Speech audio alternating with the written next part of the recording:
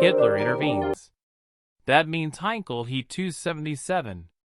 With failure dogging his every step thanks to the He-177, Ernst Heinkel had abandoned plans to build a six-engine bomber and concentrated instead on fighter designs such as the He-219 and He-280.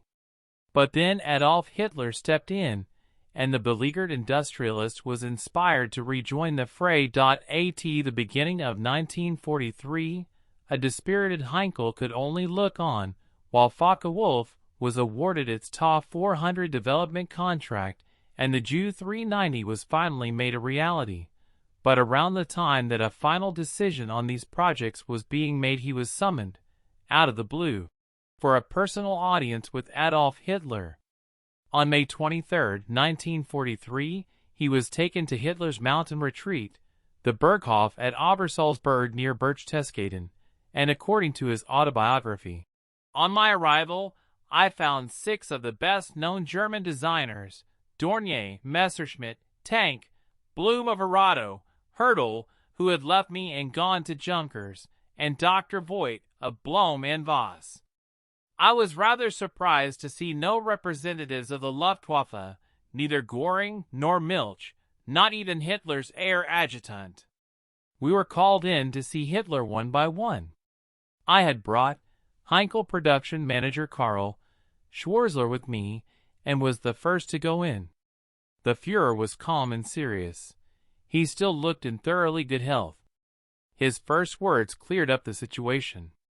He said with great frankness, 'The Luftwaffe knows nothing of this conference.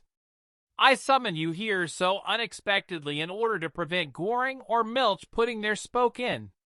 I want to obtain a personal picture of the technical situation, and one which is not painted in false colors by the gentlemen of the Luftwaffe.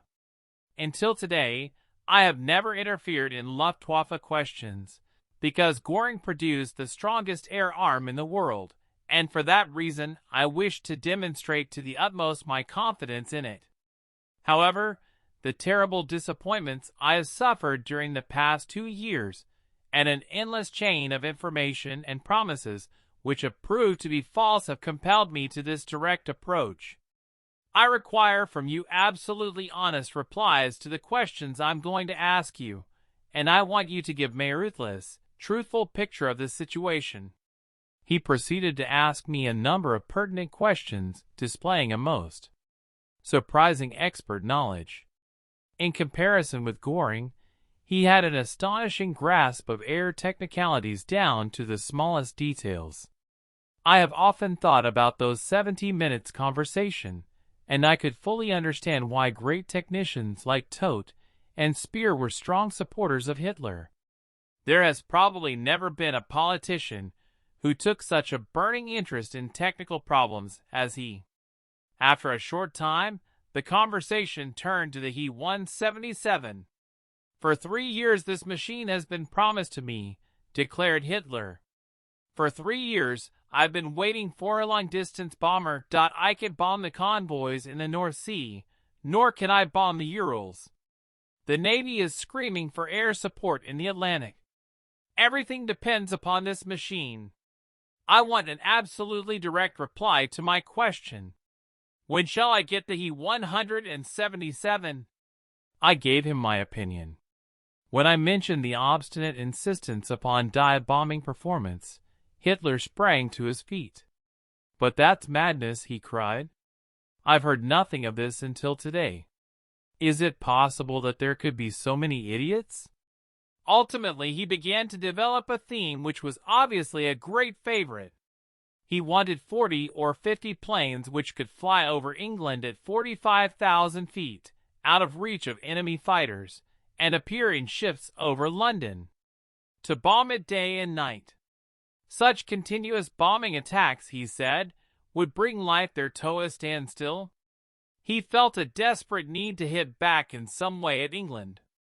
Heinkel said he believed that this conversation, and what Hitler evidently told his subordinates afterwards, had been a game-changer. Suddenly the RLM became interested in a version of the He-177, with 4 separate engines where proposals of a similar nature had than previously been rejected.